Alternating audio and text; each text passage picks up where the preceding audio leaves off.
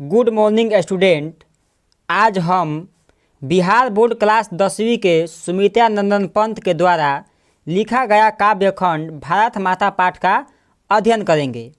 तो चलिए सबसे पहले हम लेखक परिचय के बारे में जान लेते हैं। भारत माता सुमित्रा नंदन पंत के द्वारा लिखा गया है। इनका जन्म 1900 में अल्मोड़ा जिले के कौसानी उत्तरांचल में हुआ था। इनके पिता का नाम जो सुमित्रा नंदन पंत है, इनके पिता का नाम गंगादत्त पंत था और इनके माता का नाम सरस्वती देवी था। इनके जन्म के 6 घंटे बाद ही इनके माता सरस्वती देवी का मृत्यु हो गया था, देहांत हो गया था। इनके पिता गंगादत्त पंत कौसानी टी एस्टेट में अकाउंटेंट थे। पंत जी की सुमित्रा नंदन पंत जी की प्राथमिक शिक्षा गांव में हुआ और वो फिर बनारस से हाई स्कूल में शिक्षा पाई। कुछ दिन तक ये कलांकर राज्य में भी रहे। इसके बाद आजीवन ये इलाहाबाद में रहे। इनका निधन 29 दिसंबर 1977 ईस्वी में हो गया।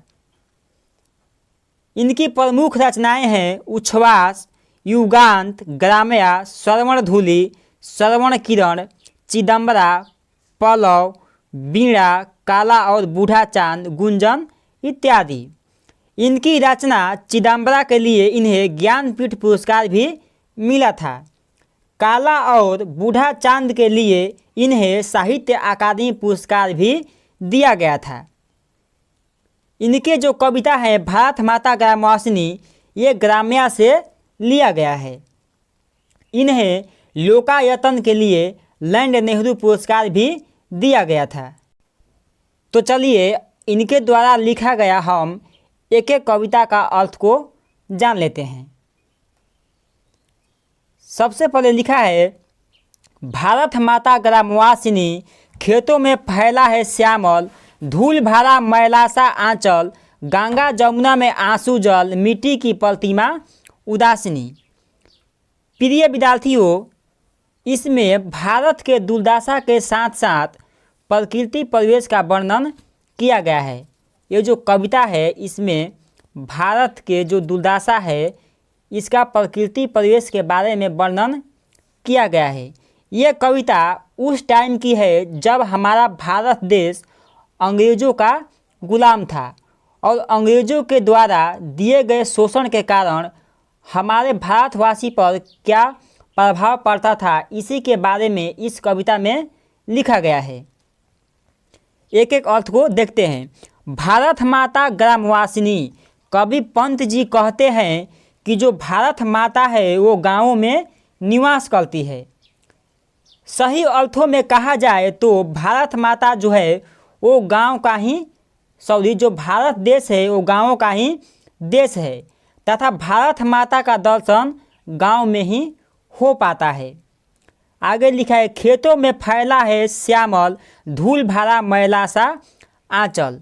कवि कहते हैं कि यहाँ का जो खेत है उसमें चारों तरफ हरियाली फैली हुई है, परंतु इसका हरा आंचल मैला सा अर्थात गंदगी से सना हुआ है। गंगा जमुना में आंसू जल, मिट्टी की प्रतिमा उदासीनी। कहते हैं कवि कि गंगा और जमुना में भारत माता के आंसुओं का जल है, जो भारत के दीनता एवं श्रम निष्ठा का जल बहता है। भारत माता जब भारतवासियों को देखती है तो ये बोलती है कि भारतीयों को देखकर, यानी भारत के दीनता को देखकर भारत माता करुणा भरी आंसू बहा रही है और ये आंसू ही गंगा जमुना बन के बह रही है। यानी जो भारत माता है अपने आंसुओं की तुलना जो है वो गंगा और यमुना से कर रही है कि जो गंगा जमुना में आंसू बह रहा है ना, वो सच में पानी नहीं, वो भारत माता की आंसू ही है जो दीनता और गरीबी के कारण बह रही है। मिट्टी की प्रतिमा उदासीनी, भारत माता मिट्टी के प्रतिमा अर्थात दीनता की मूर्ति है और हमेशा उदास एवं दुख में दिखाई देती है। आगे का कविता है कि दैन्य जड़ित अपलक नत चितवन, अधरों में चिर नीरव रोदन, जुग जुग के तम से विषण मन, वह अपने घर में परवासिनी। कहने का मतलब है प्रिय विद्यार्थियों कि इसमें कवि कहते हैं कि भारत माता की दृष्टि दीनता से ग्रस्त होकर झुकी रहती है। इसके अधरों पर रोदन की व्यथा दिखाई पड़ती है। भारत माता का जो मन है वो जुग जुग के अंग्रेजों के आक्रमण या शोषण अज्ञान के कारण विषादमय रहता है। कवि कहते हैं कि अंग्रेजों के शोषण के कारण जो भारत माता का मन है वो जुग जुग से अंग्रेजों के आक्रमण और शोषण अज्ञान के कारण विषादमय हो गया है। इसी कारण जो भारत माता है वो अपने घर में प्रवासी यानी अपने घर में वो प्रवासी की तरह रह रही है। जाहिर सी बात है विद्यार्थियों कि जब कोई भारत देश पर आक्रमण करेगा या जब भारत देश गुलाम रहेगा किसी अन्य देशों का, तो कैसा फुलफिल करेगा कि वो अपने ही घर में मतलब कि किसी दूसरे का बंदगी है, मतलब कि वो शासन में जी रहा है। आगे की कविता को देखते हैं। 30 कोटि संतान नग्न तन, अर्ध क्षुधित शोषित निर्वस्त्र जन, मूढ़ असभ्य अशिक्षित निधन, नतमस्तक तरु तल निवासिनी।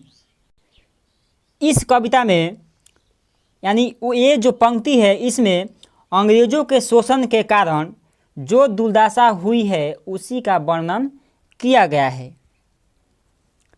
इसमें लिखा है कि 30 कोटि संतान नग्न तन। कवि कहते हैं कि ये जब शासन और अत्याचार हो रहा था, जब भारत देश गुलाम था, उस समय की जो भारत देश की जनसंख्या थी वो 30 करोड़ थी। कहने का मतलब ये है कि भारत के 30 करोड़ संतान गरीबी के कारण नंगे बदन रहते हैं। ये आधा पेट भोजन मिलने से और शोषण के कारण मुकाबला करने में असमर्थ हैं। जब कोई व्यक्ति आधा पेट भोजन खाएगा और गरीबी रेखा से नीचे रहेगा, मतलब गरीबी में जिएगा, वो अंग्रेजों की सामना कैसे कर पाएगा। और आगे लिखा है कि मूढ़ असभ्य, यानी ये अंधविश्वास में ग्रस्त होने के कारण मूर्ख, असभ्य और अशिक्षित से गरीब हैं। मतलब कि जब इनको शिक्षा नहीं मिली है तब ये कैसे हो गए हैं, मतलब मूर्ख बन गए हैं और असभ्य बन गए हैं, अशिक्षित बन गए हैं। इसलिए भारत माता अपने ही घर में पेड़ों के नीचे रह रही है। जब किसी के पास ज्ञान रहेगा नहीं, जब किसी शोषण का विरोध करेगा ही नहीं, तो क्या करेगा, अपने ही गांव में, अपने ही घर में या अपने ही पेड़ के नीचे वो एक प्रवासी की तरह निवास करेगा। आगे है श्रवण सस्य पद पर तल लुंठित, धरती सा सहिष्णु मन कुंठित, क्रंदन कंपित उधर मौन सीमित, राहु ग्रसित शरतेंदु हासिनी। कवि कहते हैं कि भारत माता के भूमि पर सोने के समान फसल उगता है जो दूसरे के पैरों से रौंदा जा रहा है। भारत के किसान का जो मन है वो धरती के समान कुंठित हो गई है। जब कोई व्यक्ति परिश्रम करके अपने खेत में फसल को बोएगा और कोई उसके फसल को लुंठित कर देगा, यानी पाँवों के तले कुचल देगा, तो उसके जो मन है वो द्रवित हो जाएगा। जाहिर सी बात है। तो इसीलिए ये जो सुमित्रानंद पंत हैं वो कह रहे हैं कि जो ये भारत भूमि है, जिन भारत भूमि पर सोने के समान फसल उगता है, वो फसल दूसरे के पैरों से रौंदा जा रहा है। भारत का किसान का जो मन है वो धरती के समान कुंठित हो गई है। इनका मन करुणा विलाप से कांपता हुआ भी ओठों में मुस्कान लिए मौन रहता है।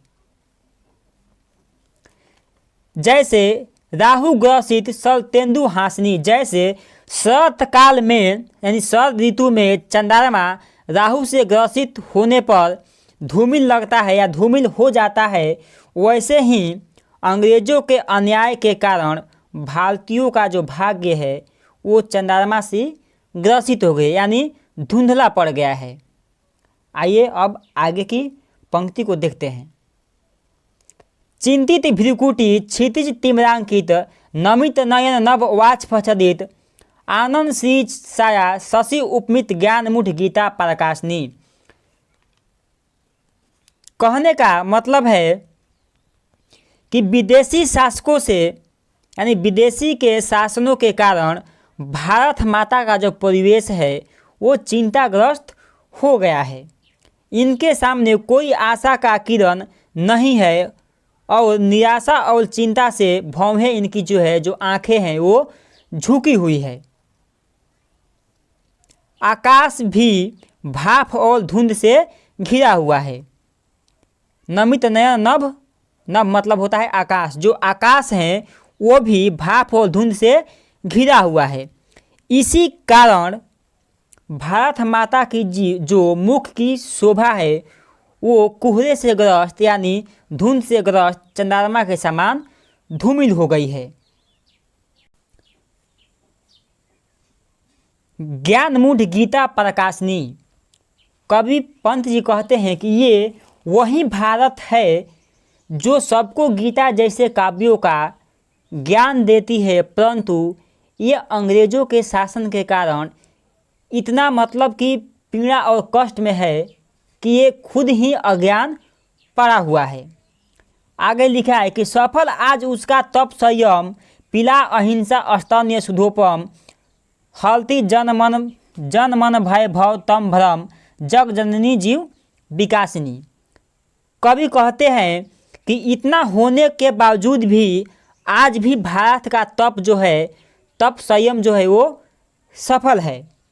भारत माता वो आज भी अहिंसा रूपी दूध पिला रही है जो अमृत के समान है। जो भारत माता है वो आज भी अपने देश के व्यक्तियों को अहिंसा रूपी दूध पिला रही है जो अमृत के समान है, जो जनता के मन के भय को दूर करने वाला है। जो ये अमृत रूपी दूध है ये जनता के मन को भय करने वाला है।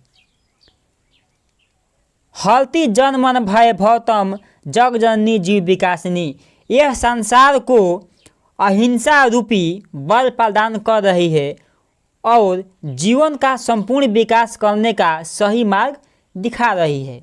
जो भारत माता है ये प्रत्येक व्यक्ति के अंदर छिपे हुए डर और भय को अपने दूध रूपी अमृत से पिलाकर इन्हें अहिंसा के प्रति ले जा रही है और इन्हें सही मार्ग दिखा रही है कि हम भारतवासी को ये कर्तव्य है और इसी मार्ग पर चलना चाहिए। प्रिय विद्यार्थियों, उम्मीद है कि आपको ये वीडियो पसंद आई होगी। यद्यपि ये वीडियो पसंद आई हो तो आप मेरे चैनल को लाइक और सब्सक्राइब करें। प्रिय विद्यार्थियों, हम आपको बता दें कि एक बार पूरी काव्य खंड कंप्लीट करने के बाद फिर स्टार्टिंग से सबका प्रश्न आंसर लेकर आएंगे। Thanks for watching.